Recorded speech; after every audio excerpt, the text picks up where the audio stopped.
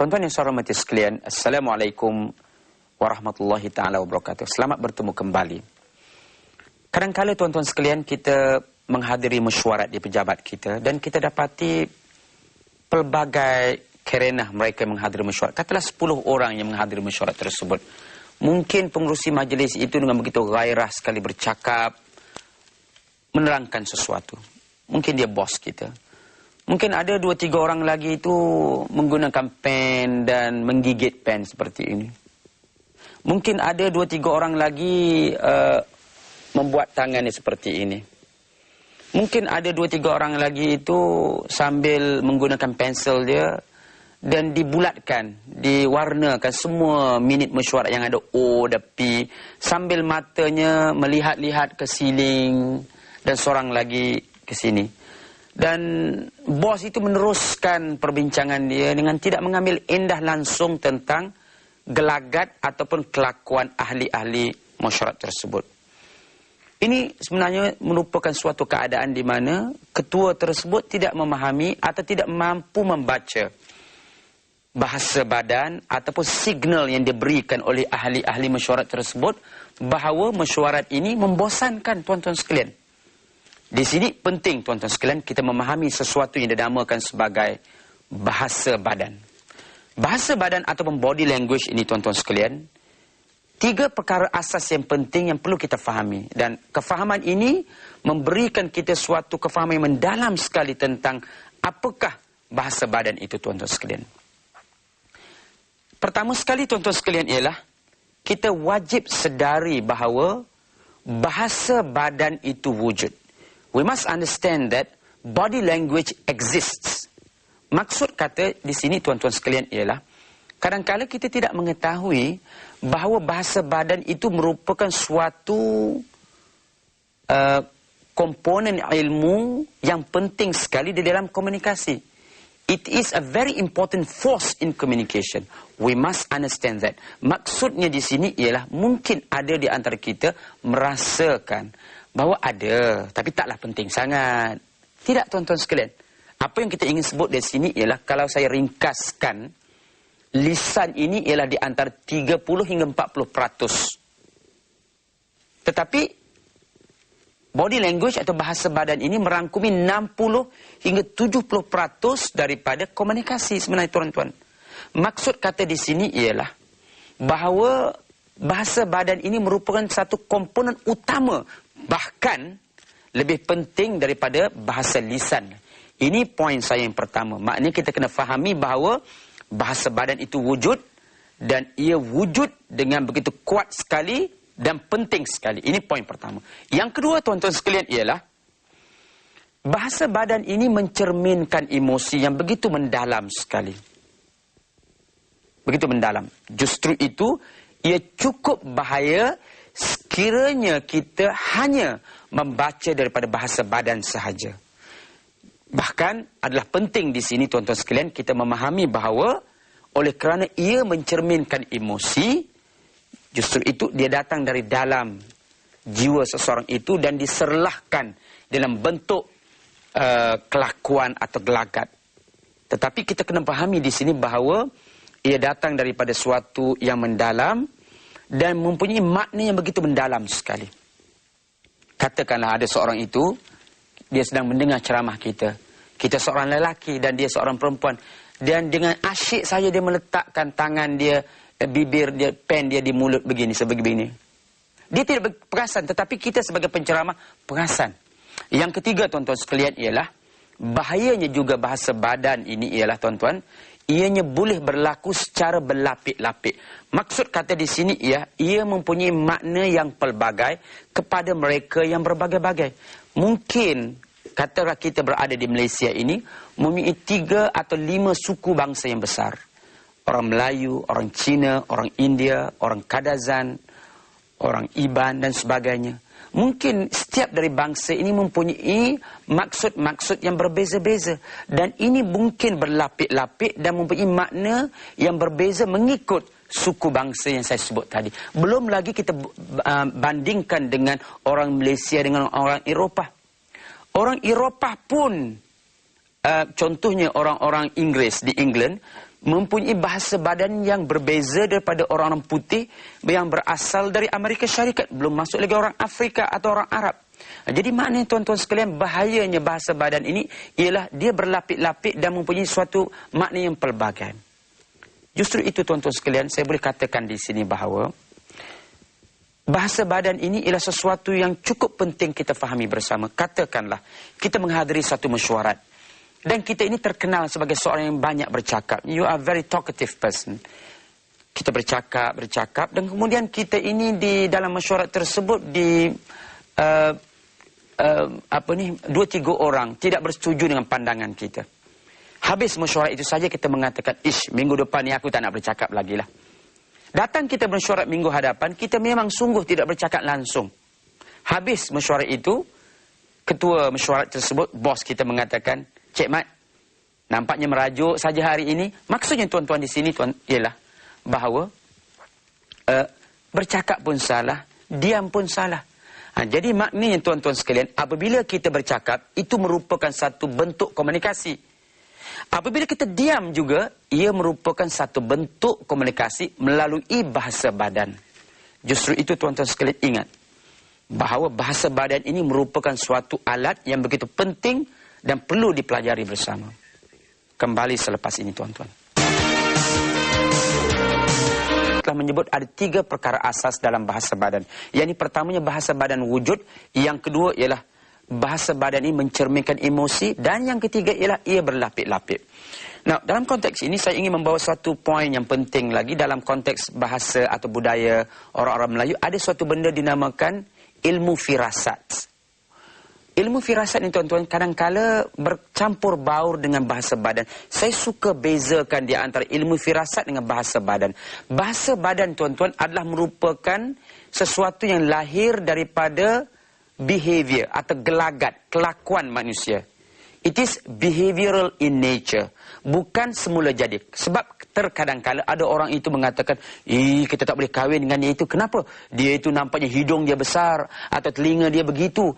Bagi saya tuan-tuan sekalian, ini adalah merupakan pemberian Allah Subhanahu Wa Taala. It is God given.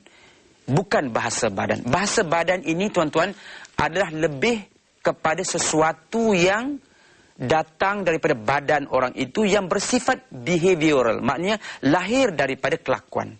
Jadi soalan seterusnya tuan-tuan sekalian, apakah komponen-komponen utama? Saya ingin bincangkan di sini 7 komponen utama bahasa badan yang tuan-tuan boleh tingkatkan atau kita boleh pelajari bersama untuk memastikan kita dapat menghantar mesej yang positif terhadap orang di sekeliling kita. Yang pertama sekali tuan-tuan sekalian ialah jarak badan kita. Memang benar, sekiranya kita, contohnya kita menziarahi rumah saudara kita, mungkin ramai, 5 hingga 10 orang. Jadi kita perhatikan mungkin seorang sepupu itu, dia nampak tidak rapat dengan sepupu yang lain secara fizikal. Memang tidak rapatnya kedua-duanya itu sebenarnya mencerminkan mereka itu tidak rapat sebenarnya. Sebab itu dalam konteks bahasa badan, jarak ini boleh kita bahagikan ke beberapa jenis jarak. Yang pertama sekali dinamakan jarak intim di antara 0 hingga 18 inci. Katakanlah ini berlaku di antara kita bersama dengan ahli keluarga yang terdekat, anak kita, isteri kita, ataupun berlaku juga kawan-kawan sepermainan dengan kita semasa kita kecil dahulu. Ini menunjukkan kita rapatnya dengan keluarga ini. Ataupun seterusnya, jarak yang kedua kita dinamakan sebagai jarak pribadi. Personal distance. Ini mungkin di antara kita dengan tetamu atau orang yang kita baru berkenalan pada hari ini. Kita dengan peserta kursus, kita dengan pembeli atau penjual di kedai. Maknanya ini di antara 18 inci atau 1,5 kaki hinggalah kepada 3 hingga 4 kaki. Perhubungan lebih formal dan tidak begitu rapat. Oleh kerana kita baru sahaja mengenalinya. Jarak ketiga tuan-tuan sekalian ialah apa yang dinamakan sebagai jarak sosial. Jarak sosial ini tuan-tuan ialah di antara 3 kaki hinggalah 10 kaki. Yakni apabila kita berhadapan dengan small group discussion, perhubungan dengan dekat, ataupun kita berhadapan dengan satu kumpulan orang asing yang baru tiba ke Malaysia, yang kita tidak begitu rapat, mungkin kita berdiri dengannya dalam 4 hingga 5 kaki dalam suatu majlis. Tidak begitu rapat sangat dan sebagainya. Yang akhir sekali dinamakan jarak public atau public distance. Sebagai seorang penceramah contohnya, dia berhadapan dengan khalayak ramai yang beribu atau beratus. Nah, sekali lagi poinnya ialah jarak ini tuan-tuan mencerminkan sama ada kita rapat atau tidak dengan. Katakanlah tuan-tuan sekalian, kita tinggal di sebuah pangsapuri atau flats. Mak mertua kita menziarahi kita buat beberapa hari. Kita tinggal di tingkat 3. Dan kita tidak mempunyai kereta. Mak kita ingin ke Puduraya. Teksi sudah dipanggil. Kemudian selang beberapa minit selepas itu, teksi pun membunyikan hornnya. Popot. Kita pun nampak teksi daripada atas. Mak kita pun ingin turun dan pulang ke kampung menggunakan teksi terus ke Puduraya. Kita sebagai menantu tuan-tuan, kalau ikut budaya Melayu, harus turun ke bawah, menghantarnya, masukkan bekalan-bekalannya dalam boots, dan membuka pintu teksi tersebut agar mak kita masuk ke dalam teksi. Lebih baik daripada itu, tuan-tuan, kita menghantar mak mertua kita ke Puduraya dengan teksi tersebut. Itu juga boleh diartikan sebagai jarak ataupun bahawa kita ini dekat dengannya, tuan-tuan. Yang kedua, tuan-tuan sekalian, ialah apa yang dinamakan sebagai body gestures. Body gestures ini tuan-tuan sekalian ialah yang paling penting ialah badan kita, tangan kita ataupun kaki kita. Sebagai contoh tuan-tuan, body gestures yang paling popular sekali ialah katakanlah seorang itu menghadiri mesyuarat. Dan saya dapati peserta-peserta kursus yang seperti juga peserta dalam sebuah mesyuarat, kadang-kala cara mereka duduk dalam mesyuarat itu mempamerkan seolah-olah mereka tidak berminat dengan mesyuarat tersebut atau ceramah tersebut. Contohnya begini tuan-tuan. Dia duduk sambil lewa sahaja. Seperti ini. Dan dia membengkokkan tengkuknya seperti ini. Seolah-olah mempamerkan, aku tidak berminat dengan engkau. Jadi cara dia duduk pun mempamerkan dia ini malas, letih dan sebagainya. Itu baru dia itu duduk dalam konteks mesyuarat. Ataupun tuan-tuan sekalian, apabila dia menghadiri sebuah mesyuarat itu, tangan itu tuan-tuan sekalian berada di tempat-tempat yang tidak patut. Sebagai contohnya, masuki tangan tersebut dalam hidung, dalam keadaan begitu keras sekali, ataupun menggunakan pensilnya untuk mengorek telinganya dan sebagainya. Ini mempamerkan bahawa body gestures atau gerakan tangan, gerakan mukanya tidak mempamerkan bahawa dia berminat dengan mesyuarat tadi. Ingat tuan-tuan sekalian, body gestures ini boleh mencerminkan atau mempamerkan tahap tamadun seseorang itu apabila dia menghadiri sebuah mesyuarat atau seminar. The level of civilization, level of manners that the person have. Justru itu tuan-tuan sekalian, body gestures ini perlu dijaga agar ianya mencerminkan norma-norma biasa yang ada dalam masyarakat tersebut dan tidak melencong agar menunjukkan bahawa kita ini tidak beradab, adaban yang menepati masyarakat tersebut.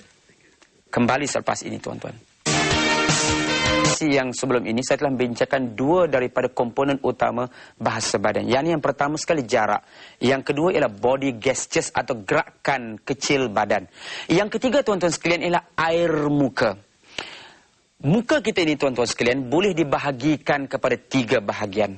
Bahagian atas ini yang di mana adanya kening forehead kita ini tuan-tuan mempunyai 8 kedudukan. Dahi kita ini tuan-tuan. Kemudian di pertengahan kita ini, hidung kita ini tuan-tuan, ada 8 kedudukan. Dan mulut dan kawasan mulut ini tuan-tuan mempunyai 10 kedudukan. Cuba tuan-tuan bayangkan, bukanlah kita kali 8, kali 8, kali 10. Tapi memadai saya cakap, cukuplah kita sebut di sini bahawa air muka kita ini mempunyai lebih dari 100 air muka yang kita boleh tonjolkan atau tunjukkan kepada orang lain. Sebab itulah tuan-tuan sekalian dalam konteks agama kita yang mengatakan sesungguhnya senyuman itu adalah merupakan satu sedekah. Yakni pastikan kita menunjukkan air muka yang sebaik-baiknya. Sebab itulah tuan-tuan sekalian, sekiranya kita menggunakan air muka kita ini, kita lihat bahawa sekiranya kita ingin berhadapan dengan bos kita di pejabat dan dia berada dalam biliknya dengan dahinya mengerut seperti ini. Mungkin itu bukan merupakan suatu masa yang baik untuk membincangkan sesuatu yang agak ceria. Mungkin nak memohon atau meminta kenaikan gaji, mungkin tidak sesuai. Ataupun kita melihat bahawa mukanya masam, mulutnya tidak menunjukkan senyuman. Itu menunjukkan bahawa masa tidak sesuai. Sebab itulah tuan-tuan sekalian, kalau kita melihat dengan air muka ini, seorang yang mengata seperti begini, alah, sudah cukup untuk membuktikan kepada kita bahawa ia menonjolkan suatu perasaan hati yang mempunyai keegoan yang tinggi dan memandang rendah kepada kita. Ingat tuan-tuan, air muka mungkin mempunyai lebih dari 100 cara untuk menonjolkan diri seseorang itu. Itu yang ketiga tuan-tuan sekalian. Yang keempat tuan-tuan sekalian ialah nada suara. Sesuatu ayat itu boleh ditekankan mengikut penekanan-penekanan yang ingin dibuat oleh seseorang itu. Sebagai contoh, saya berikan 3 ayat di sini yang boleh menonjolkan 3 maksud yang berbeza. Sebagai contohnya, saya amat gembira dengan kehadiran tuan-tuan. Penekanannya saya. Maknanya seseorang itu mementingkan dirinya. Lainlah kalau dia mengatakan, saya amat gembira dengan kehadiran tuan-tuan. Dia cuba menekankan perkataan gembira. Ataupun dia mengatakan, saya amat gembira dengan kehadiran tuan-tuan. Maksudnya ialah, dia ingin menunjukkan dia menghormati tuan-tuan. Itu baru tuan-tuan sekalian daripada sudut intonasi suara yang ada. Ingat tuan-tuan sekalian, penekanan-penekanan di dalam suara kita ini boleh mempamerkan sesuai atau tidak penggunaan suara. Katakanlah, kita menghadiri suatu mesyuarat itu, dan kita tidak bersetuju dengan ketua kita. Kita naikkan suara dan kita menepuk meja. Itu membuktikan bahawa kita tidak menunjukkan penghormatan terhadap ketua kita. Mungkin suara kita itu naik dengan tidak bertepatan dengan masa ataupun keadaan. Ingat tuan-tuan, suara boleh menonjolkan dan merupakan sejenis bahasa badan yang lahir daripada pemikiran kita atau minda kita. Yang kelima tuan-tuan sekalian ialah pemakaian kita ataupun cara kita memakai pakaian kita. Katakanlah kita tinggal di kampung Datuk Keramat Kuala Lumpur dan jiran di sebelah rumah kita itu menjemput kita untuk menghadiri majlis kenduri arwah bapa yang telah meninggal dunia bulan lepas. Mungkin kita memberi penghormatan kepada jiran kita, dan jiran kita hanyalah sebelah rumah kita, memakai kain plekat yang paling baru sekali dan baju Melayu yang paling cantik sekali, dan mungkin memakai songkok atau ketayap yang paling baru sekali, mungkin dengan capal atau slipper yang agak elok. Lainlah kalau kita pergi ke tempat itu memakai seluar jeans dengan t-shirtnya, dengan ketayapnya, kemudian pakai selipar Jepun untuk yang ketandas itu, mungkin tidak sesuai tuan-tuan sekalian. Maksud tuan-tuan sekalian ialah, ingat, pakaian kita ini sebenarnya ada 2. Satu, menunjukkan bahawa kita menghormati majlis tersebut. Saya dapati ramai peserta-peserta kursus terkadang-kala dia menghadiri seminar atau kursus yang dianjurkan oleh organisasi mereka, tetapi pakaian mereka selekeh sahaja. Sebenarnya ini menunjukkan bahawa mereka tidak menghormati organisasi mereka. Ingat tuan-tuan sekalian, pemakaian harus atau wajib sesuai. Sekiranya sesuai pakaian batik, pakailah. Tetapi kalau tidak sesuai, mungkin sesuai kita memakai tie dengan coat, dan begitulah. Kalau sesuai kita memakai kasut dengan stokin, pakailah. Kalau sesuai pakai slipper, pakailah slipper. Kalau tidak sesuai, jangan dipakai slipper tuan-tuan sekalian. Ini menjatuhkan maruah organisasi anda. Tapi akhirnya, tuan-tuan jugalah yang sebenarnya dilihat sebagai orang yang tidak pandai memberi penghormatan kepada majlis tersebut. Yang keenam tuan-tuan sekalian ialah environment atau alam sekeliling di mana komunikasi itu berlaku. Katakanlah, ini merupakan anniversary atau ulang tahun ke-10 perkahwinan tuan-tuan dengan isteri tuan-tuan sekalian. Jadi tuan-tuan memberi signal kepada isteri tuan-tuan, malam besok ni kita akan makan. Isteri kita ni pakailah pakaian cantik dan sebagainya. Ingat, kita ingin membawa dia ke satu hotel yang mahal. Tengok-tengok kita bawa dia ke gerai di kawasan Chowkit katakanlah, atau tempat-tempat yang tidak begitu senonoh. Ini akan menurunkan semangat dia sebagai seorang isteri. Ingat tuan-tuan, itu juga menonjolkan bahasa badan. mak mertua kita dan bapa mertua kita datang dari kampung, bawalah mereka ke tempat yang sesuai. Mungkin kalau ingin bawa ke restoran pun, restoran yang sesuai. Yang ketujuh sekali tuan-tuan sekalian ialah body orientation, atau sudut badan kita dalam kita berhadapan seorang itu. Apabila kita berhadapan seorang itu, mungkin kita menunjukkan sudut yang berlainan atau sudut yang tidak berhadapan dengan dia. Ini boleh juga ditafsirkan sebagai kita tidak respect terhadapnya, tuan-tuan sekalian. Begitulah sahaja tuan-tuan sekalian, apa yang kita namakan sebagai bahasa badan dan kepentingannya. Ingat tuan-tuan sekalian, mungkin ia lebih penting dari komunikasi biasa yang kita ucapkan melalui lisan. Terima kasih saya ucapkan kepada tuan-tuan sekalian. Assalamualaikum warahmatullahi ta'ala wabarakatuh. Wahai Tuhan, ku tak layak ke surgamu,